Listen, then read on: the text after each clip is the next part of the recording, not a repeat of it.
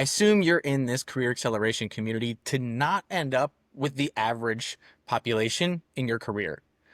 I need you to know that more than 60% of Americans live paycheck to paycheck. 77% are in debt, and the average American has less than $1,000 in the bank. It's not bad luck. It's the result of following the default path. If you want different results, you have to stop making average choices.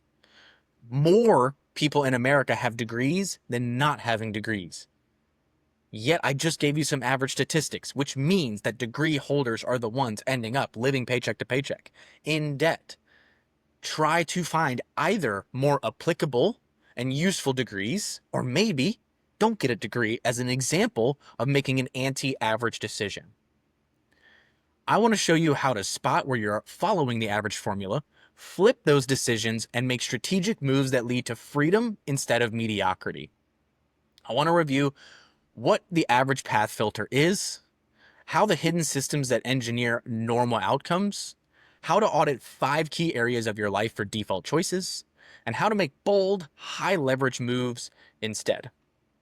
So expanding on what I gave before with the college example, the average path is go to school, go to college, get a corporate job, go in debt, shallow purpose.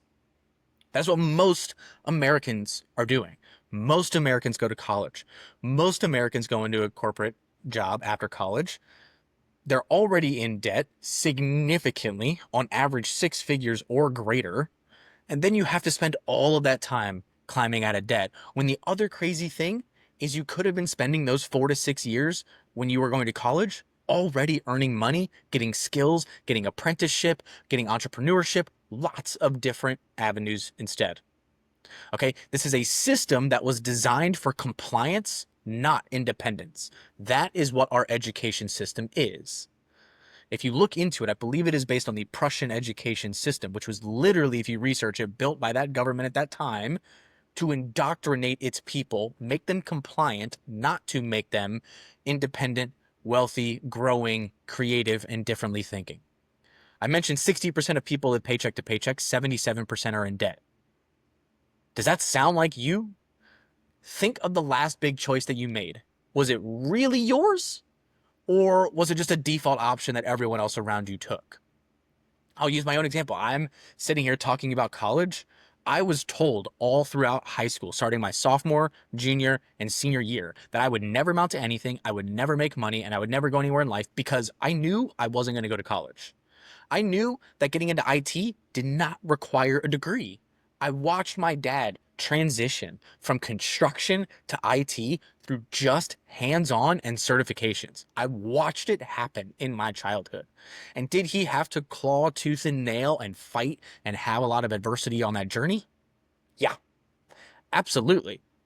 But I knew it was possible. And I knew if I just started it from the time of an early age, so that is why my first job was in high school working for Geek Squad. That was where I started. And by the time I was 23, I was making over 6 figures. Like, that is what I'm talking about. Is there are many ways. You look at blue collar jobs.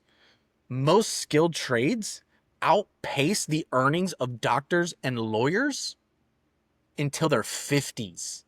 That's right. From 18 until in your 50s.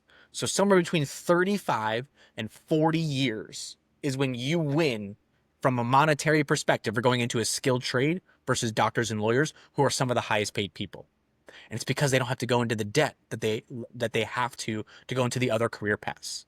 Okay, so I need you to think critically about what are the average decisions you're making and what are the anti-average opposites that you can then do. The key scenario to not end up average in some of these baseline scenarios are going to be your career, your money, your learning, your time, and your relationships. And I will be the first to say, money isn't everything. It's not the purpose in life. But I will ask you, if you fall into this average category, if you are in that massive debt scenario or any debt scenario, if you are not set up for retirement, how much time and anxiety and energy do you spend thinking about money? That should be your goal, is just removing that anxiety so that you can reinvest all of it into something else. Just that simple. That's when you know you've made it. I was told very early on by a very well-off person that when it came to money, he's like, look, once you can pay your bills, take care of your kids, and not really think about where the next meal you're getting is from, the money after that is just meh. So that is actually where most people finally, whew, I believe it's Andy Frizzelli. His moment when he finally made enough money is when he knew he could order appetizers at dinner. Right? Like that was his benchmark. He's now, an 8-9 figure person. You have Alex Hormozy. His was when he stopped looking at the receipt. Like you have so many people who are just like, whenever I just don't worry about it anymore, that's when I'm good. That's what we want to try to get you to here. So in this anti-average decision making, there's some downloadable resources inside of the classroom. And so the first one is going to be the anti-average audit. And so this is going to take you through a variety of different questions where you're going to review your habits in 5 different domains, the ones I just mentioned: your career, your money, your learning, and your time. And I want you to look at and identify what is the current default behavior that you are doing. Is that the normal behavior? Because if it's normal, then that's average. That's what I need you to understand. So if in your career you are working your 40 hours and checking out, that is going to be the normal decision. So you either need to figure out how to get more leverage or you're going to work more. When it comes to money, if you look around at everybody and they're not saving money, start saving $50 a month. Start saving, I mentioned in a previous module, $3 a day, right? Not a grandiose amount, but $3 a day for an entire year means you have more money in the bank account than the average American. You're already above average. Saving $3 a day. That's all it takes. Again, I'm not here to tell you how crazy and like nose to the grindstone on these scales of performance that you need to go. That is a personal decision. Do you want to be an average 50%er? Or do you want to be a 60%er, a 70%er, an 80%er, a 90%er, a 99%er, whatever? That is up to you. But you need to be realistic that if you want to be a 60%er, slightly above average, but you're making the average decisions, that ain't going to happen. That's what I want to get you to realize. And most people care about health, wealth, relationships. Those are your 3 meaningful umbrellas in life. So health, that's not what my classroom is about, but that is going to be one that you solve on your own. Health, wealth, and relationships. Relationships are also not necessarily my bag, but I include them in this exercise because your relationships will determine a lot about your career, about your money, about your skill development. Who you surround yourself with or who you look up to, that's going to be crucial. And then wealth is how you are getting your money, and that is what I am about. Where is the point that you're like, I'm good? And then after that, you can either like snowball compound that, or you can just be like, early retirement, I'm out. Okay, so this is the early career, the anti-average audit is to go through your career, your money, your learning, and your time. What are the habits that are contributing to each of those things? And then are those the normal habit or the non-normal habit? And if they are not normal, then you also need to ask yourself, is the non-normal action working towards what you want or not? Because if it's not, then you have the negative not normal. So you have the below average action, right? So you want the non-normal and working towards or exceeding what that normal is. Okay. The second part of this is then going to be the anti-average planner. So now that you have audited, here's what you're going to do. You're going to pick your anti-average decision that you are doing, describe what that is. Then you're going to figure out why it feels risky or uncomfortable. Like, what is it? So again, let's use the $3 a day. Oh man, by saving that $3 a day, that's $20 a week. Like, that's one less time I can go out to eat, or, oh, that's less gas so that I can't go enjoy myself because I like to hike. Whatever it is, figure out then how to solve that problem. Okay. But get it all out, put it all out on the table, be honest with yourself.